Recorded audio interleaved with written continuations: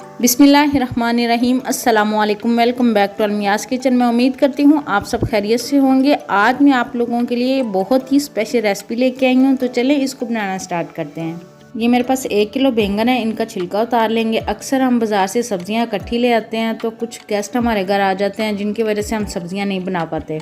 इनको ख़राब करने से बेहतर है आप इनको स्टोर करके रख लें। आप इनको 1-2 दिन नहीं बल्कि 1 महीने तक स्टोर कर सकते हैं। मेरा दावा है आपसे कि आपको यूट्यूब में पहली ऐसी वीडियो नहीं मिली होगी। छिलका उतारने के बाद अब हम इनकी कटिंग करेंगे।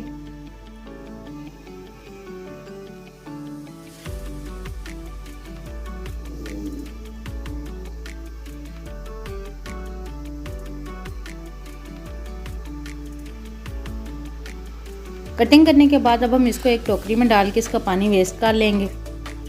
प्रेशर लेंगे। अब हम इसमें बैंगन डालेंगे। हाफ ग्लास इसमें पानी डाल देंगे। 1 टीस्पून इसमें सुरख मिर्च पाउडर डालेंगे। अच्छी तरह से इसको मिक्स करेंगे और इसको प्रेशर लगाएंगे। जब प्रेशर की सीटी चलने लग जाए तो उसके 5 मिनट बाद हम प्रेशर खोल देंगे। बैंगन को पकते हुए तकरीबन 5 मिनट हो चुके हैं, ये देखें। अब हम इनको मैश कर लेंगे।